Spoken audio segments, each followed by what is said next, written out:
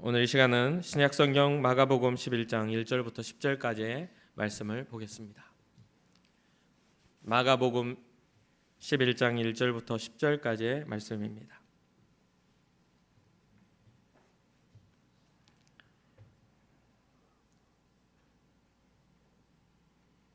우리 다 같이 한 절 한 절 교독하도록 하겠습니다. 그들이 예루살렘에 가까이 와서 감람산 벳바게와 베다니에 이르렀을 때에 예수께서 제자 중 둘을 보내시며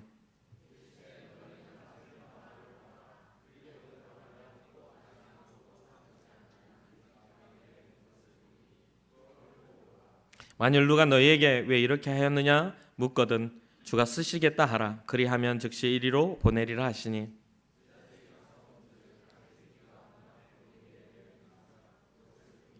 거기서 있는 사람 중 어떤 이들이 이르되 나귀 새끼를 풀어 무엇 하려느냐 하매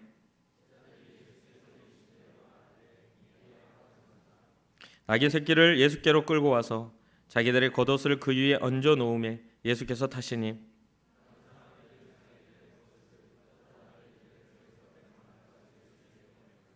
앞에서 가고 뒤에서 따르는 자들이 소리 지르되 호산나 찬송하리로다 주의 이름으로 오시는 이여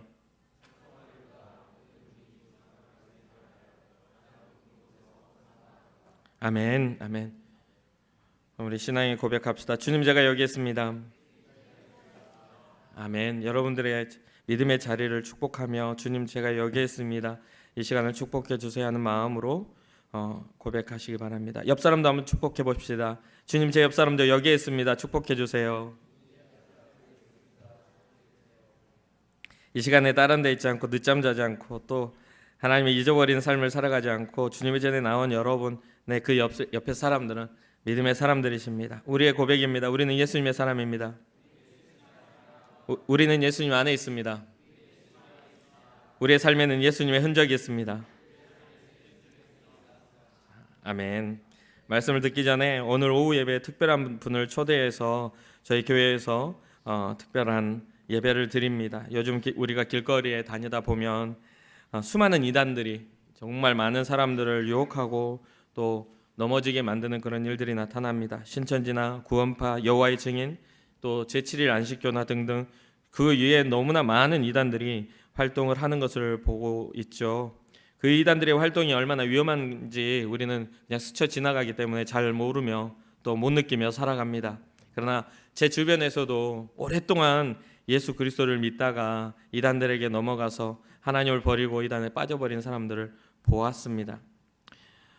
여러분들의 그 구역 모임이 서로의 삶을 나누는 것도 참 중요합니다. 한 주간 동안 어떻게 살아왔는지 또 특별한 일들이 무엇이 있었는지 나누는 것도 참 중요하지만 오늘은 정말 특별히 이단쌤이나 여러분들의 영혼을 살리고 여러분들의 인생을 지켜줄 수 있는 분별하고 또 피할 수 있는 길을 가르쳐주는 그 세미나가 오후 예배에 진행되니까 꼭 구역별로 이단 세미나에 참석하시기를 바랍니다. 오늘은 종료주일입니다. 종료주일은 예수님께서 예루살렘 성에 입성하실 때에 종려나무 가지를 흔들며 주님의 입성하심을 왕의 입성을 노래했던 그러한 것을 기려서 종료주일로 드려집니다. 그런데 오늘 우리가 살펴볼 마가복음 11장에 예수님께서 30년을 사람의 모습, 그러니까 인간의 어떤 일로 부모님을 섬기고 형제들과의 화목으로 살아가시다가 3년 동안, 그러니까 33살이 되기까지 3년 동안 공생애를 인류를 위한 삶을 사셨어요. 그리고 오늘 본문은 그 공생애의 마지막 부분이에요. 마지막. 이제 예수님께서 십자가를 지시기 전 일주일 전에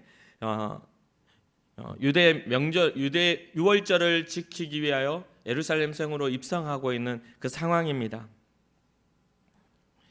그러니까 이 고난주간, 예수님께서 십자가에 지시기 전 자기의 사랑하는 제자가 예수님을 팔아 넘김으로 고난의 시작을 알리는 그러한 시작이죠. 이 마가복음은 11장부터 15장까지 이 주님의 고난에 대해서 아주 집중적으로 다루고 있는 그러한 책입니다. 예수님께서 고난 당하신 일은 성경에서 나타난 가장 강렬한 그러한 사건입니다. 이미 선지자들의 예언을 통해서 인류의 구원 사역이 이렇게 나타난다라고 하며 예언되어졌던 것들이 성취되는 아주 정점인 그런 사건입니다.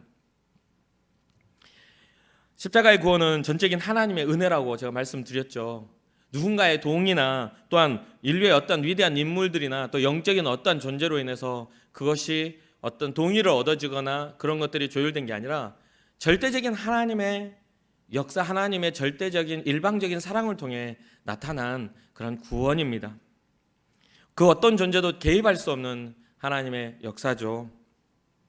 정료주일은 예수님께서 이미 예정된 고난을 당하기 위해 예루살렘 성에 입성하는 장면을 나타냅니다. 그리고 있죠. 이 장면은 하나님의 구원이 진정으로 이루어지는 그 시작점이기도 한데, 이 구원이 예언된 것은 이 세상에 정말 새로운 왕, 영원하신 왕이 이 땅에 오심에 대한 시작점이기도 합니다. 과거 이 예수님이 입성하시기 전에 과거 이 스가랴를 보면 9장 9절에 이러한 예언이 나오죠. 시온에 따라 크게 기뻐할지어다. 예루살렘에 따라 즐거이 부를지어다. 보라, 내 왕이 내게 임하시나니 그는 공의로우며 구원을 베푸시며 겸손하여서 나귀를 타시나니 나귀의 작은 것 곧 나귀 새끼니라. 이렇게 기록합니다. 또는 오늘 본문과 같이 기록되어 있는 다른 성경 마태복음 21장 5절에 이 스가랴 9장 9절을 인용하여서 동일하게 기록하고 있는 걸 보게 돼요. 시온의 딸에게 이르기를 내 왕이 내게 임하나니 그는 겸손하여 나귀 곧 멍에 매는 짐승의 새끼를 탓도다 하라 하였느니라. 사랑하는 청년 여러분, 하나님의 구원은 즉흥적인 게 아닙니다. 하나님은 죄인된 우리를 구원하시려고 수많은 일들을, 수많은 사람들을, 수많은 사건들을 정말 하나님의 그런 구원을 위하여 예비하시고 또 이 세상에 나타내 보내주시고 또 많은 사람들을 보내주셨죠. 그리고 그런 일들을 나타내셨을 때에 하나님의 일을 발견한 사람들, 믿음의 사람이라 일컬어지는 하나님의 역사를 발견한 사람들을 통하여 하나님은 일하셨습니다. 그 수많은 역사와 능력들 가운데서도 그럼에도 불구하고 하나님을 아는 사람들이 그렇게 많지 않았죠. 세상에 많지 않았어요. 멀리 볼 것도 아니고 바로 우리 자신과 우리의 주변에서 봐도 하나님을 아는 사람들이 그렇게 많지 않음을 우리는 깨달을 수가 있습니다. 여기에 대해서 로마서 3장 10절부터 12절에 바울은 이렇게 기록합니다. 기록된 바 의인은 없나니 하나도 없으며 깨닫는 자도 없고 하나님을 찾는 자도 없고 다 치우쳐 함께 무익하게 되고 선을 행하는 자는 없나니 하나도 없도다. 우리 주변에만 봐도 하나님을 찾는 사람들이 많이 없음을 알게 돼요. 우리가 주의 이름으로 하나님이 우리를 구원하시겠다는 위대한 일을 행하셨어도 그걸 위대하다고 생각하고 깨닫는 사람들이 많이 없어요. 때로는 우리가 그 일을 말할 때 우리를 바보 취급하고 우리를 조롱하고 너 멍청하냐? 너 바보냐? 우스운 소리 좀 하지 말아라라고 직접적으로 우리를 비난할 수도 있어요. 수많은 시간 속에, 저에게 주어진 시간 속에 전도를 해보면 유업하며 막 하는 그런 사람들도 수없이 만났거든요. 그들은 하나님에 대해서 인정하지 않습니다. 그들은 하나님을 인정하는 순간 자신의 삶이 변화될까 봐 두려워해요. 사랑하는 청년 여러분, 하나님이 원하시는 것은 패역하고 타락한 모습이 아닙니다. 하나님의 형상을 가진 사람들이 하나님의 형상을 회복하며 거룩한 삶을 살기를 하나님은 원하고 계심을 믿으시기를 주님의 이름으로 축복합니다.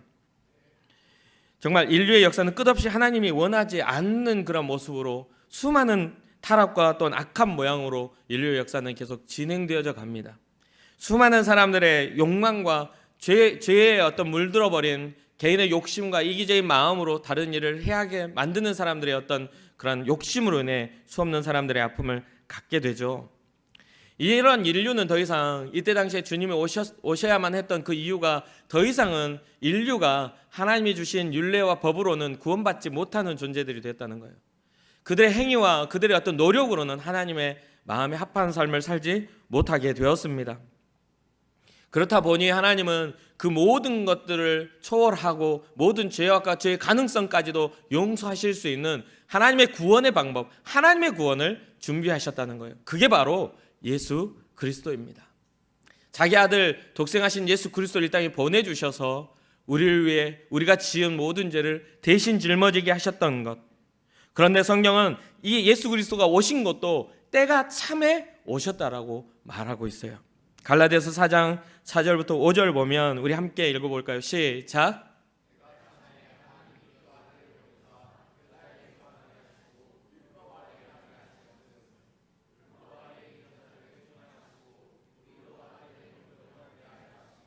아멘, 아멘.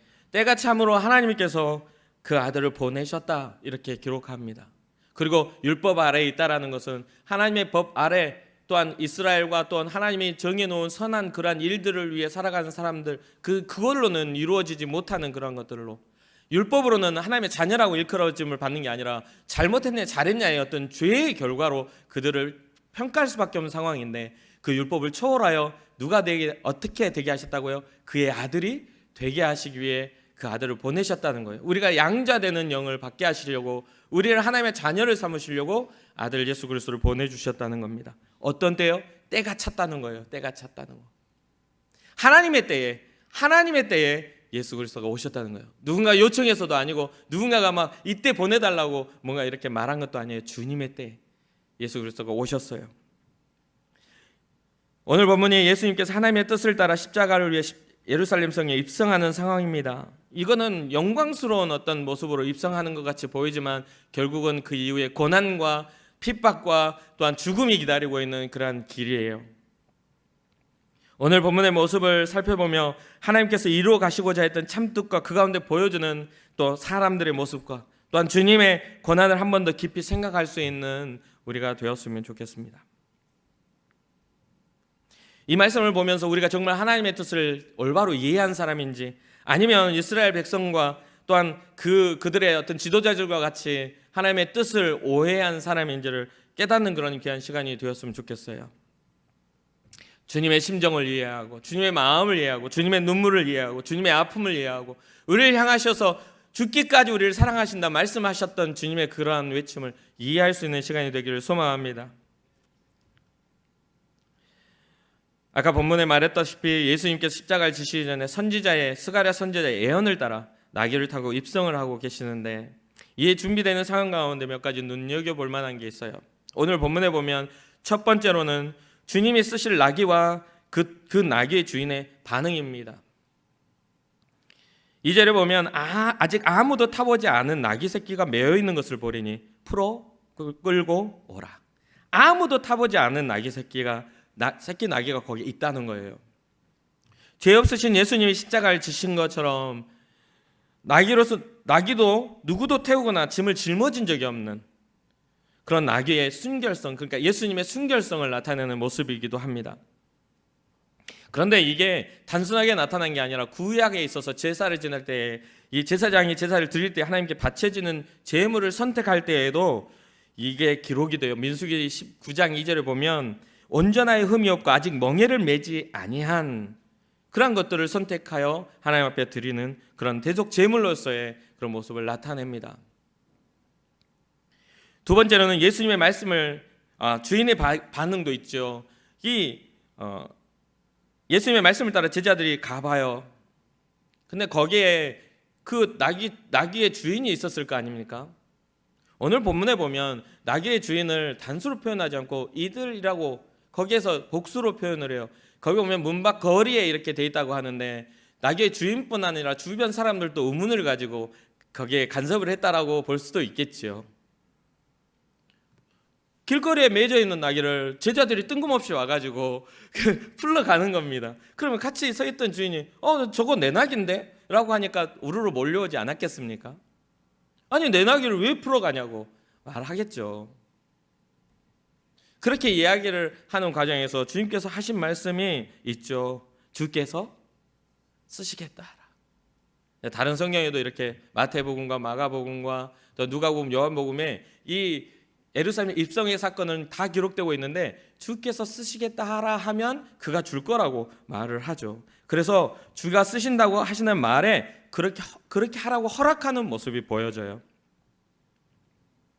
누가복음 19장에 같은 사건을 기록하는데 나귀 새끼를 풀 때 그 임자들이라고 나와요. 임자들.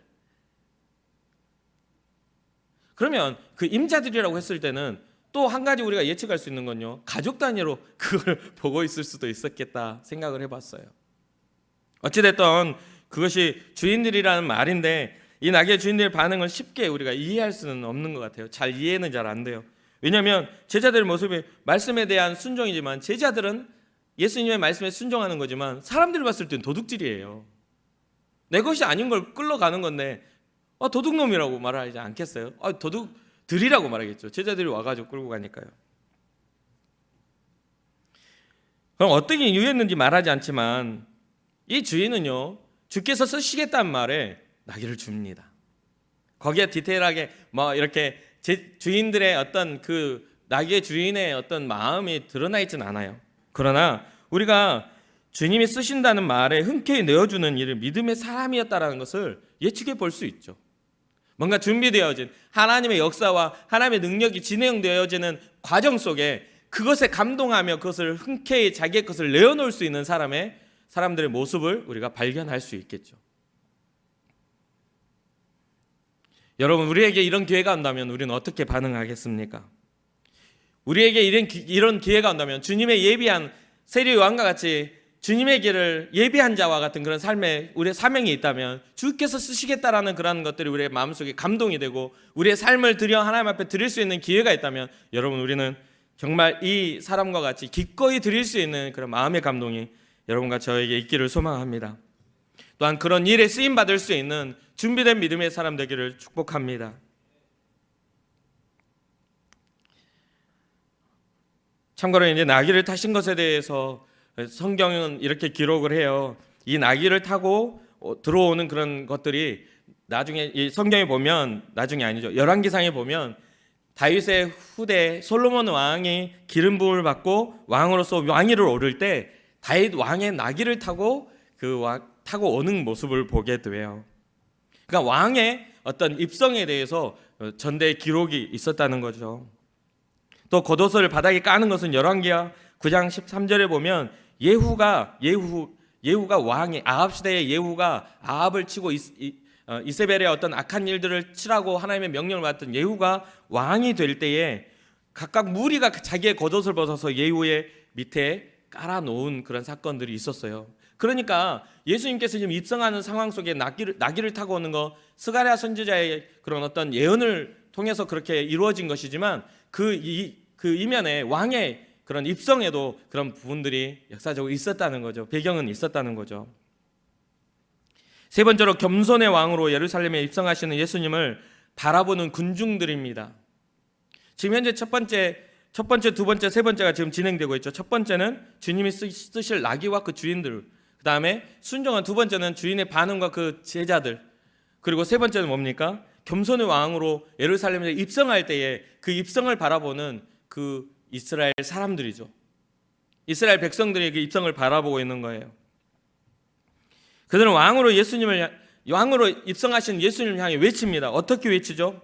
호산나, 호산나. 이 호산나의 뜻은 구원해 주시옵소서, 우리가 구합니다, 이제 구원하시옵소서라는 그러한 뜻으로 사용되어진 언어예요.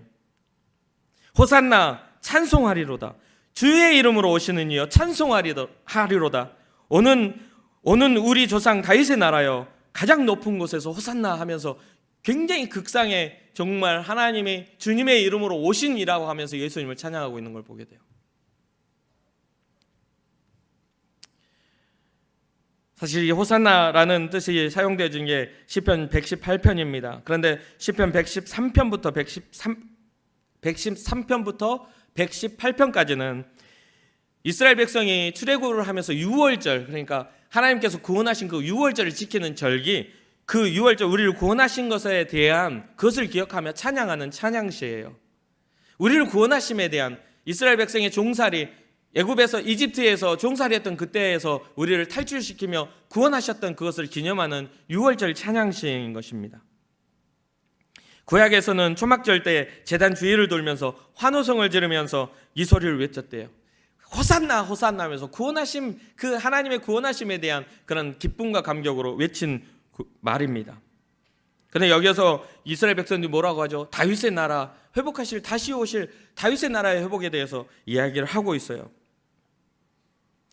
이스라엘 백성의 감격과 기쁨이 있었습니다. 그러나 이들이 원하는 회복과 하나님 나라의 하나님이 원하시는 회복에는 좀 큰 차이가 있지요. 이스라엘 백성이 외치고 있는 이 호산나의 의미와 예언을 통하여 새끼 나귀를 타고 겸손의 왕으로 이스라엘에 입성하고 있는 예수님의 모습에는 굉장히 큰 괴리감이 있습니다. 괴리감이 생겨나요. 예수님은 순환과 고난과 죽임을 당하기 위한 하나님의 뜻, 인류를 구원하시기 위한 고통의 시작을 알리는 입성이었지만, 이스라엘 백성들은 호산나 다윗의 나라여 했을 때는 이제는 속국에 있는 로마의 어떤 속국 가운데, 헬레니즘 문화 가운데 속국되어 있는 그 나라에서 독립된 하나님의 나라로서 강력한 다윗의 나라를 회복할 것들에 대한 기대를 가지고 있었습니다. 사람들이 말하는 그 호산나에는, 그 왕의 입성은 이 땅 가운데 새로운 왕국을 세우는 것이었지만, 예수님은 하나님 나라의 새로운 왕으로 오셨다는 겁니다.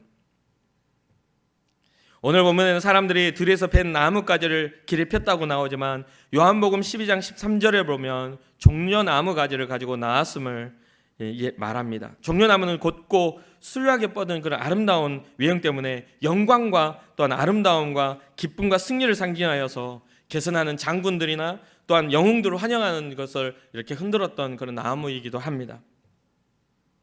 요한복음 12장 12절과 13절 보면 그 이튿날에는 명절에 온 큰 무리가 예수께서 예루살렘으로 오신다는 것을 듣고 종려나무 가지를 가지고 맞으러 나가 외치되 호산나 찬송하리로다 주의 이름으로 오시는 이 곧 이스라엘의 왕이시여 하더라. 여기에서 주의 이름으로 오시는 이 곧 이스라엘의 왕이라는 것부터가 축소되어 있는 왕의 개념이지만, 주님은 이스라엘의 왕으로 오신 게 아니라 온 인류의 왕으로 오셨음을 우리는 기억해야 합니다. 예수님은 이스라엘 백성이 환호 속에서 예루살렘 성에 입성은 하시지만, 이에 온 성이 예수님께 집중하여 궁금한 사건도 요한복음에는 기록하고 있어요. 뭐라고 하냐면 마태복음에 기록하고 있어요. 21장 똑같은 사건이죠. 21장 10절과 11절 보면 예수께서 예루살렘에 들어가시니 온 성이 소동하여 이르되 이는 누구냐라고 물어요. 무리가 이르되 갈릴리 나사렛에서 나온 선지자 예수라 이야기합니다. 여러분 혹시 기억하십니까? 예수님께서 제자들에게 사람들이 나를 누구라 하더냐라고 물었던 그런 물음에, 어떤 사람은 선지자, 어떤 사람은 죽은 엘리야, 뭐 이런 어떤 제사장, 큰 제사장, 뭐 어떤 그런 이야기들을 했을 때, 그럼 너희는 나를 누구라 하느냐라고 물을 때 베드로의 고백을 기억하십니까?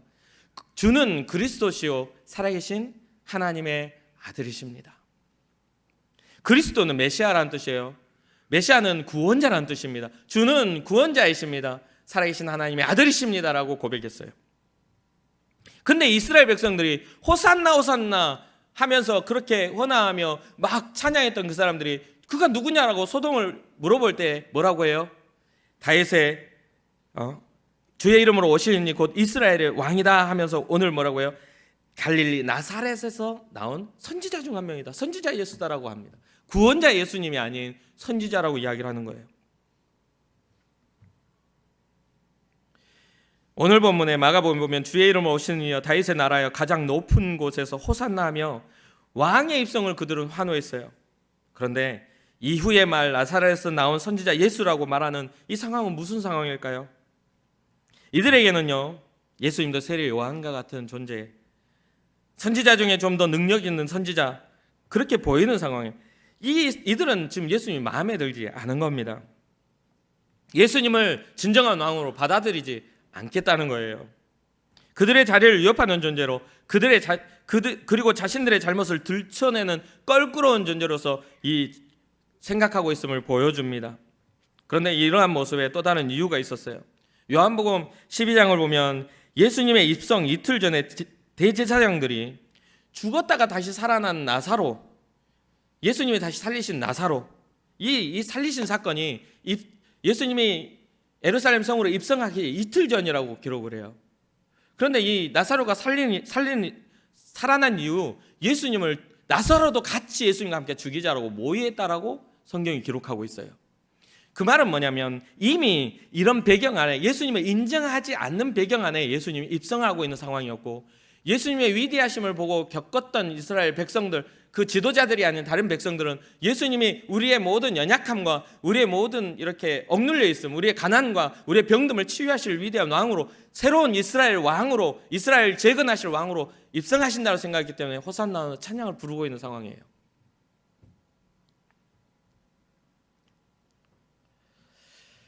사랑하는 청년 여러분,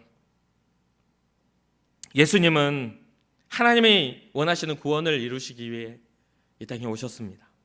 그리고 그것을 위해 우리의 더러운 죄와 또 우리가 짊어져야 할 죄의 대가들을 대신하시기 위하여 자기 스스로 예루살렘 성으로 입성하셨음을 우리는 기억해야 돼요. 군중들의 바람, 우리의 바람, 어쩌면 우리의 바람은 예수님이 우리의 삶의 문제를 해결하실 분으로 우리를 주님을 바라볼 수는 있겠어요. 어쩌면 우리의 삶의 어떤 기도의 제목들과 우리가 살아가는 삶의 모든 것들이 주님이 위대하신 하나님이시니까 내 삶의 어려움들을 해결해 주셨으면 좋겠다는 생각을 가질 수도 있겠습니다. 우리의 바람과 같이 이스라엘 백성들도 똑같았어요. 그들의 가난과 그들의 고통과 그런 모든 것들을 해결하실 주님, 위대하신 어떤 그런 왕으로서 이스라엘을 다스려 주기를 바랬을 거예요. 그러나 예수님은 하나님의 나라를 위해 오셨기 때문에 이스라엘의 백성의 잘못된 것들을 하나하나 지적하시는 모습을 발견합니다. 입성하신 후에 왕으로서 호산나 말씀을 들었던, 이렇게 찬양으로 입성하신 후에 예수님의 사역을 보면 이후에 열매 없는 무화과 나무를 꾸짖는 그런 어떤 비유를 들으시면서 이스라엘의 열매 없음을 비유로 꾸짖으시죠. 그리고 또 성전에 들어가 유월절이 되니까 이때는 이제 이스라엘이 유월절 되면 수많은 곳에서 이스라엘 백성들이 나와 자기의 죄의 크기에 따라 하나님 앞에 제사를 드리며 자기의 죄를 회개하는 시간을 가졌어요. 그런데 수많은 곳에서 와야 되는데 이때 당시에는 디아스포라 유대인이라고 이스라엘 나라를 잃어버렸기 때문에 수많은 곳에 퍼져 있었던 이 디아스포라 유대인들이 유월절을 섬기기 위해 오다 보니까 양이나 소나 이런 걸 끌고 오기가 너무 힘들었던 거예요. 그렇다 보니 예루살렘 성전 안에서 이제는 그 재물을 파는 게 생겨난 거예요. 새들을 팔고 소를 팔고 양을 팔고 뭐 이런 파는 것들, 그리고 제사에 필요한 모든 어떤 제반적인 것들을 파는 그런 것들이 생겨난 거죠. 그 모습을 보시면 예수님께서 성전 정화, 아주 유명한 성전 정화 사건을 일으켜요. 성전에 장사하는 사람들을 내어 쫓으시고 돈 바꾸는 자들과 또한 자들의 상과 비둘기 파는 자들의 의자를 둘러 엎으시며 아무나 물건을 가지고 성전 안으로 지나다님을, 물건을 가지고 거룩한 성전 안을 지나다님을 허락지 않으시는 성전 정화 사건이 일어납니다. 그러면서 예수님께서 하신 말씀이 있어요. 뭐냐? 하나님의 성전이 장사하는 곳이 아니다. 하나님의 성전은 만민이 기도하는 곳이다. 하나님 앞에 믿음을 드리는 곳이지 장사하는 곳이 아니라는 것을 말씀하세요. 그런데 여기에는 뭐가 있죠? 이것을 주관하는 사람들의 그런 주관자들이 있잖아요. 대제사장들과 서기관들과 또 유대 지도자들이 이 모든 것들을 주관하는 그 물질의 흐름이 그들에게 쥐어져 있었다는 거예요. 대제사장과 서기관이 어떻게 예수를 죽일까? 그런 모의 속에서 주님의 고난은 이제 시작되고 있었습니다. 근데 성경은 모두가 이들이 모의하고 있는 모의를 다 찬성하지 않았다고 말을 해요. 그러나 그들의 고민은 오늘날 우리의 고민과 다르지 않습니다. 그들이 예수님이 그렇게 죽이고자 하는 일에 그 지도자들 중에서도 그 찬성하지 않아요. 그런데도 불구하고 거기에 용기 있게 나서지를 못하는 거죠. 요한복음 12장 42절과 43절에 이렇게 기록합니다. 그러나 관리 중에도 그를 믿는 자가 많대. 그가 누구예요? 예수님을 믿는 자가 많대. 바리새인들 때문에 드러나게 말하지 못하니 이는 출교를 당할까 두려워함이라. 그들은 사람의 영광을 하나님의 영광보다 더 사랑하였더라. 사랑하는 청년 여러분, 주님 앞에서 우리는 어떻습니까? 여러분, 우리의 믿음은 어떻습니까? 정말 어떤 위기와 어떤 상황 속에서, 여러분들이 살아가는 상황 속에서 언제나 타협하고 언제나 주님은 이 정도 이해하시겠지라는 그런 생각으로 정말 주님과 상관없는 삶을 결정하고 있지는 않습니까?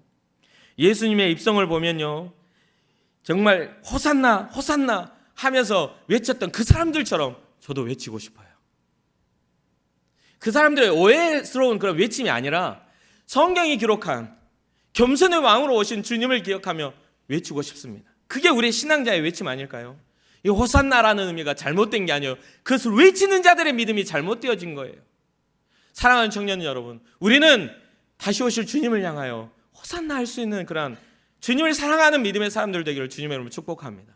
어떤 세상의 두려움 때문에 누군가가 나를 출교할까 봐 이스라엘의 지도자들 때문에 숨어있는 자들이 아닌 주의 마음을 알고 주님의 그 아픔을 알고 우리를 향하신 하나님의 그 사랑을 깊이 알아 정말 호산나 주의 이름으로 오시는 이여 찬송하리로다 그렇게 말할 수 있는 여러분과 제가 되기를 소망합니다. 말씀을 준비하며 참 많이 감격했는데요. 기도하며 하나님 앞에 기도했던 건 주여 내게도 은혜를 주옵소서. 내게 은혜를 주옵소서.